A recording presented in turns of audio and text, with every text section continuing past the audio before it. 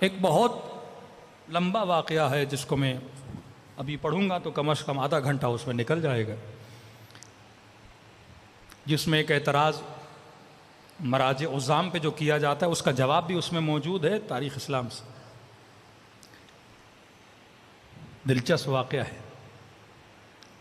کہ کس طرح کوئی علی کے ساتھ تھا، وہ پھر کربلا میں حسین کے مقابلے میں آ کے کھڑا ہو گیا۔ یہ تاریخ اسلام کے بڑے عجیب کریکٹر ہیں کہ ابتدا دیکھو گے اچھی، انتہا دیکھو گے بہت بری۔ حر کی ابتدا بری، حر کی انتہا اچھی۔ زہیر کی ابتدا بری، زہیر کی انتہا اچھی۔ تبھی فرمایا دعا کیا کرو کہ خدا تجھے عاقبت بخیری عطا کرے۔ فرمایا شکر خدا ادا کیا کرو کہ پروردگار عالم نے تجھے مکتب عقل کا مہمان بنایا ہے۔ فرمایا ایک آنسو کی قیمت اثر یہ ہے کہ وہ جہنم کی آگ کو بجھانے کی طاقت رکھتا ہے۔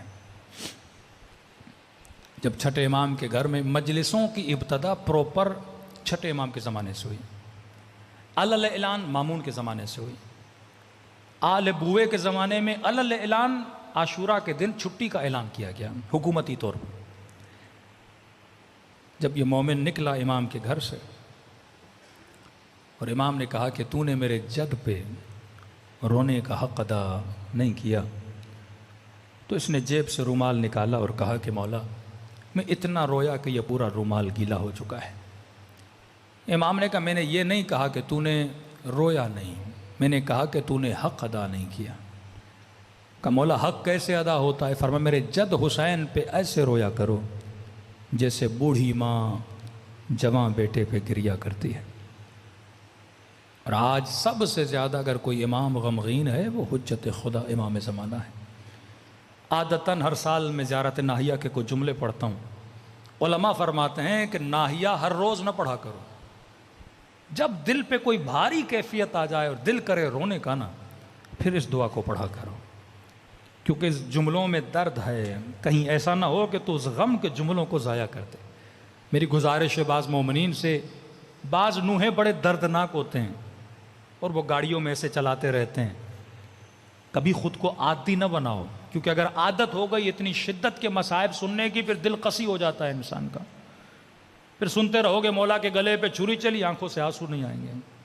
فرمایا مصائب خاص کیفیت میں سنا کرو تاکہ وہ مصائب، کیوں خدا کہتے ہیں قرآن بھی جب آپس میں باتیں کرو نہ سنو، پھر قرآن عادت بن جائے گی، تم غور و فکر نہیں کرو گے، پھر قرآن کی کیسٹ صرف مردوں کے لیے لگاؤ گے اور اس مردہ جسم کو زندہ کرنے اور روح کو زندہ کرنے کے لیے قرآن نہیں سنو گے۔ کہ مولا فرماتا السلام علی الشیب الخطیب، میرا سلام ہو ان محاسن پہ جو خون سے رنگین تھے۔ اردو میں لفظ استعمال ہوتا ہے خضاب، ہم داڑھیوں کو رنگ سے خضاب کرتے ہیں، کہ میرے اس جد پہ سلام ہو جس نے اپنی داڑھی کو اپنے خون سے خضاب کیا۔ کسی نے میرے معصوم سے پوچھا کہ مولا یہ واقعہ کب کا ہے؟ فرمایا جب صبح سے شام تک جنگ کر کر کے میرے بابا تھک گئے نا، غروب کا وقت آیا عصر عاشور، فرمایا تھوڑی دیر کے لیے میرے بابا نے سانس لینا چاہیے تاکہ پھر جا کے جنگ لڑیں۔ کہ اتنے میں اپنے ماتھے کا پسینہ پوچھ رہے تھے، کسی ظالم نے میرے بابا کے سر پہ پتھر مارا۔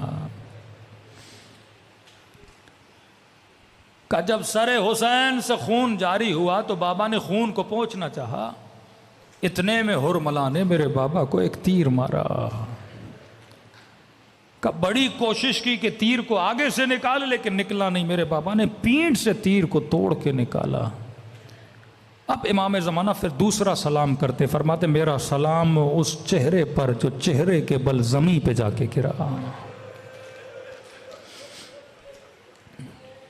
کہ اب جو خون جمع ہوا تو بابا نے داڑھی پہ مل لیا اور زخم اتنا گہرا تھا کہ آنکھوں پہ اندھیری آ گئی اور چہرے کے بل جا کے کربلا کی زمین پہ گر پڑے۔ 3 ہستیاں ہیں جو چہرے کے بل کربلا میں گریں۔ پہلی ہستی کا نام عباس علمدار ہے، کہ کربلا کا کوئی شہید عباس کی طرح زمین پہ نہیں آیا۔ دوسری ہستی امام حسین ہیں جو چہرے کے بل سرزمین کربلا پہ گرے۔ تیسری ہستی سیدہ زینب ہیں جو 11 محرم کو اونٹ کی اونچائی سے، وہ بی بی فرماتی ہے میرے حسین کو سلام کیا کر، اس سلام کا ثواب رسول کے 99 حجوں کے برابر ہے۔